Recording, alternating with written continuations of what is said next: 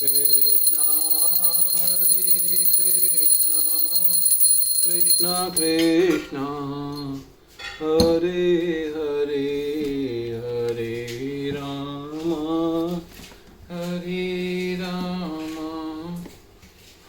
राम राम हरे हरे गोविंद हरे राम।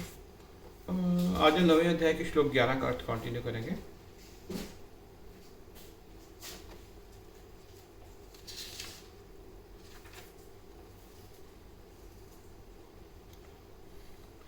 वस्तुतः वे आदि परम पुरुष हैं, जैसे कि ब्रह्म संहिता में प्रमाण स्वरूप कहा गया है। ईश्वर परमा कृष्णा, वे परम ईश्वर हैं। ईश्वर या नियंता अनेक हैं और वे एक दूसरे से बढ़कर प्रतीत होते हैं। भौतिक जगत में सामान्य प्रबंध कार्यों का कोई ना कोई निर्देशक होता है, जिसके ऊपर एक सचिव होता है, फिर उसके ऊपर मंत्री तथा उससे भी ऊपर राष्ट्रपति होते हैं। इनमें से हर एक नियंत्रक होता है, किंतु एक दूसरे के द्वारा नियंत्रित होता है।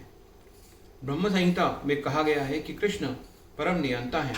निस्संदेह भौतिक जगत तथा वैकुंठ लोक दोनों में ही कई कई निर्देशक होते हैं, किंतु कृष्ण परम नियंता हैं। ईश्वर परमा कृष्ण तथा उनका शरीर सच्चिदानंद रूप अर्थात अभौतिक होता है। पिछले श्लोक में जिन अद्भुत कार्यकलापों का वर्णन हुआ है, वे भौतिक शरीर द्वारा संपन्न नहीं हो सकते। कृष्ण का शरीर सच्चिदानंद रूप है। यद्यपि वे सामान्य व्यक्ति नहीं हैं, किंतु मूर्ख लोग उनका उपहास करते हैं और उन्हें मनुष्य मानते हैं।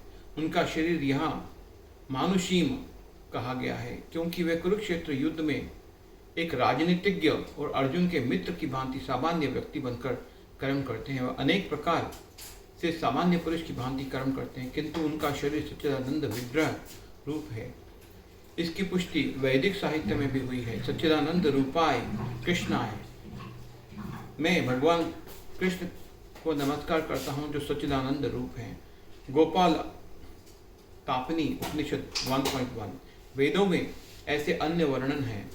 तमेकम गोविंदम, आप इंद्रियों तथा गायों के आनंद स्वरूप गोविंद हैं। सच्चिदानंद विग्रहम, तथा आपका रूप सच्चिदानंद स्वरूप है। गोपाल तापनी उपनिषद 135। भगवान कृष्ण के सच्चिदानंद स्वरूप होने पर भी ऐसे अनेक तथाकथित विद्वान तथा भगवद गीता के टीकाकार हैं, जो कृष्ण को सामान्य पुरुष कहकर उनका उपहास करते हैं। भले ही अपने पूर्व पुण्यों के कारण विद्वान साधन व्यक्ति के रूप में पैदा हुआ हो, किंतु श्री कृष्ण के बारे में ऐसी धारणा उसकी अल्पज्ञता के कारण होती है। इसलिए वह मूढ़ कहलाता है, क्योंकि मूर्ख पुरुष ही कृष्ण को सामान्य पुरुष मानते हैं। ऐसे मूर्ख कृष्ण को सामान्य व्यक्ति इसलिए मानते हैं क्योंकि वे कृष्ण के गुह्य कर्मों तथा उनकी विभिन्न शक्तियों से अपरिचित होते हैं। वे ये नहीं जानते कि कृष्ण के शरीर पूर्ण ज्ञान तथा आनंद का प्रतीक है। वे प्रत्येक वस्तु के स्वामी हैं और किसी की भी मुक्ति प्रदान करने वाले हैं। चूंकि वे कृष्ण के इतने सारे दिव्य गुणों को नहीं जानते, इसलिए उनका उपहास करते हैं। ये मूढ़ ये भी नहीं जानते कि यह इस जगत में भगवान का अवतरण उनकी अंतरंगा शक्ति का प्राकट्य है। वे भौतिक शक्ति माया के स्वामी हैं, जैसे कि अनेक स्थलों पर कहा जा चुका है।